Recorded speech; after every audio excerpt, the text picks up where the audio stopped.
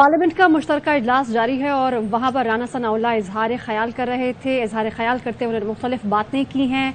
हमारे साथ telephone line पर मौजूद हैं पाकिस्तान तहरीक इंसाफ के रहनुमा फवाद चौधरी। उनसे हम बात करेंगे। फवाद साहब, आज जब उन्होंने इजहार ख्याल किया है तो एक बार फिर न सिर्फ अदलिया पर हमला किया है बल्कि इलेक्शन की जो डिले की बात है उस पर उन्होंने ये कहा है कि 90 दिन के बाद भी हो सकते हैं। एक बार फिर सूरत हाल देखकर तो यही लग रहा है कि इंतखाबात से फरार चाहते हैं। बिल्कुल, आपने सही लफ्ज इस्तेमाल किया है, फरार चाहते हैं और जूते छोड़ के भागना चाहते हैं। आज जिस तरीके से पाकिस्तान की तारीख में दूसरी बार बल्कि तीसरी बार जो है ये नून लीग की ये वजीर दाखिला ने अदलिया के ऊपर बरह रास्त हमला कर दिया है।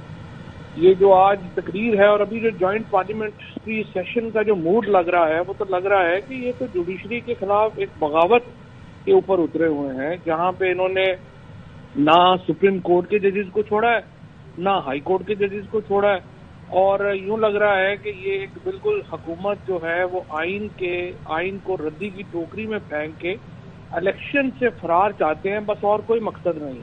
और अभी तक शुरू में हारे हुए जवारी की तरह पहले इन्होंने जो है वो धमकियां दी, फिर मिन्नतों तरलों के ऊपर उतर आए। और राना सनाउल्लाह की जो बॉडी लैंग्वेज है वो भी आप देख के बता सकते हैं कि एक हारे हुए जवारी की बॉडी लैंग्वेज थी और ओवरऑल जो प्रेजेंस है, हाजिरी वहां पे ना होने के बराबर है। उससे आपको अंदाजा हो सकता है कि बिल्कुल कोई दिलचस्पी नहीं है किसी को इस इजलास से। और अदलिया के खिलाफ एक बड़ी मैं समझता हूं कि ये आज एक बगावत है जो आइन के भी सरासर खिलाफ है। आइन में अदलिया के कंडक्ट को इस तरह से बहस लाया ही नहीं जा सकता पार्लियामान में। और फिर इलेक्शंस को वो कहते हैं कि अवामी नुमाइंदों में आर्टिकल 224 अमेंड कर लें आप, अगर आप कर सकते हैं तो। क्योंकि देखें, पार्लियामेंट की रेजोल्यूशन की कोई हैसियत नहीं है आइन के आगे। अगर आपने जो 90 दिनों में इलेक्शन आप नहीं कराना चाहते, आपको आर्टिकल 224 को तरमीम करना पड़ेगी और अगर आप तरमीम नहीं करेंगे आप आर्टिकल 6 को हिट करेंगे। तो ये कोई चॉइस नहीं है किसी के पास कि 90 दिनों में इलेक्शन, ये ख्वाहिशों से नहीं होना। अगर आप तरमीम कर सकते हैं तो आप कर लें, अदरवाइज आपको इलेक्शन कराने पड़ने हैं। सुप्रीम कोर्ट का फैसला आइन के मुताबिक है और सुप्रीम कोर्ट के जजेस को धमकियां देना, कैंडलाइज करना, राना सनाउल्लाह आज बतौर एमएनए अपने आप को डिस्क्वालीफाई करने के उस मोड में ले आए हैं और मुझे उम्मीद है सुप्रीम कोर्ट नोटिस लेगी और राना सनाउल्लाह को डिस्क्वालीफाई करेगी। फवाद चौधरी साहब, फर्ज करें कि अगर ऐसी कोई रेजोल्यूशन ले आते हैं तो क्या ये आला अदलिया में चैलेंज हो जाएगी?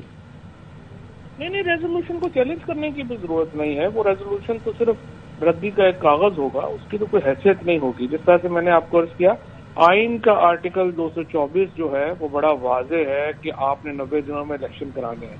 अब अगर आप उससे निकलना चाहते हैं तो सिर्फ एक ही हल है और वो ये है कि आपको आइन में तब्दीली लानी है और तब्दीली लाने के लिए इनके पास नंबर नहीं।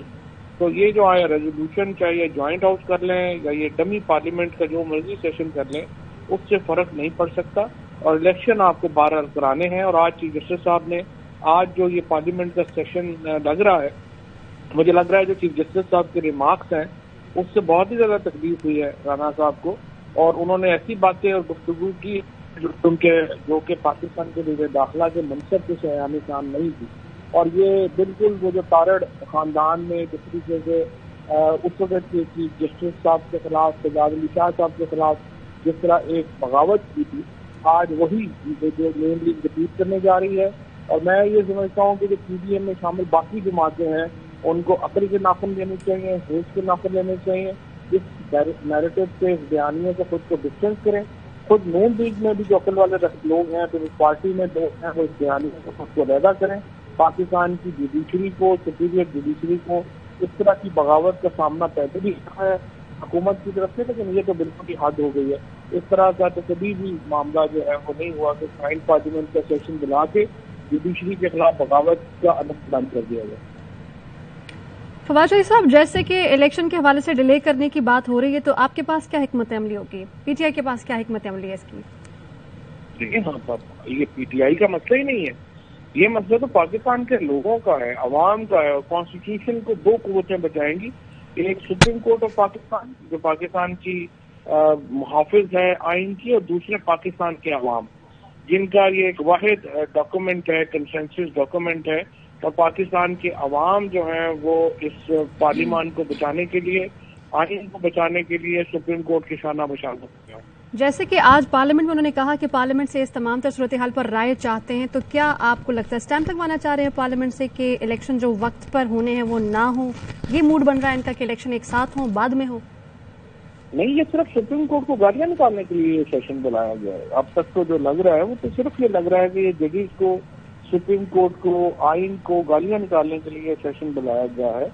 और बहुत मायूसी हुई है मुझे। हम तो समझ रहे थे कि हमारे खिलाफ एक रेजोल्यूशन वगैरह लेके आएंगे तरीके इंसाफ के ऊपर।